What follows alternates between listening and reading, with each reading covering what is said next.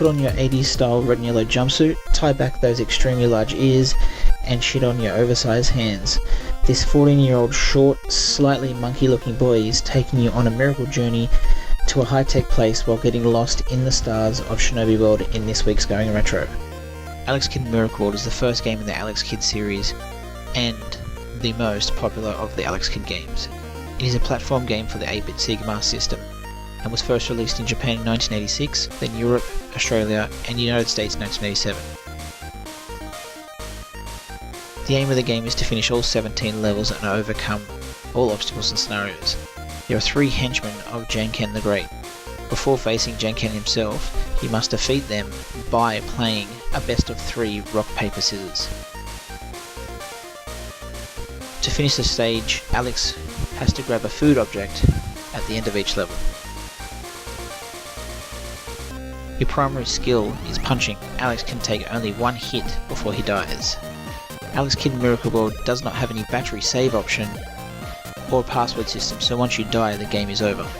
Fun fact, it is the most widely known game of the Alex Kidd series, due to it being built into Master System 2 consoles. The game did have an undocumented continue feature where the player could continue the game with 3 lives from the beginning of each level where Alex died, by holding the up button and pressing the button 2 8 times during the game over screen. Alex Kidd in High-Tech World is a side-scrolling platform/adventure video game and released by Sega in 1987 for the Sega Master System. The aim of the game is to get to the new arcade called High-Tech World, which closes at 5 PM sharp. He needs to find all 8 pieces of a map to do so by solving puzzles, answering questions, running errands,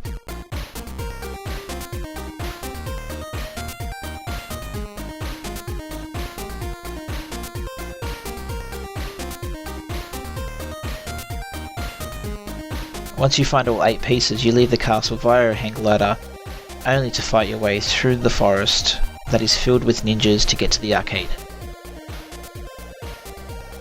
Fun fact, it was a modified version of a Japanese Master System game called Amitsu Hime, which is based on the manga series of the same name. Alterations were made to the English version. Because the game wasn't conceived as an Alex Kidd game in Japan, these alterations caused inconsistencies for the Alex Kidd storyline in the West. The problems were the appearance of Alex's father at the beginning of the game. His father was missing in Alex Kidd Miracle World, only to be found at the end of Alex Kidd in Enchanted Castle, which is the sequel to this on the Mega Drive.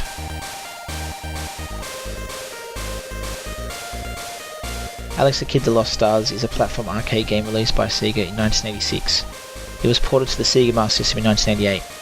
This is the 3rd Alex Kidd game in the Alex Kidd series.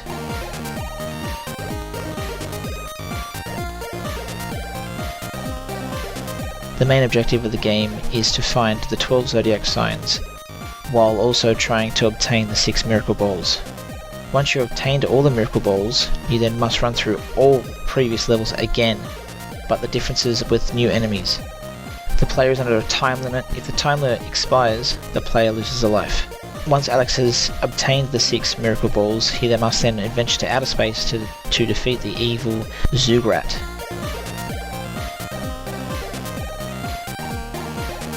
Fun fact, Alex Kidd Lost Stars can be known for the scream Alex Kidd lets out when he gets hit, falls or loses time or a life.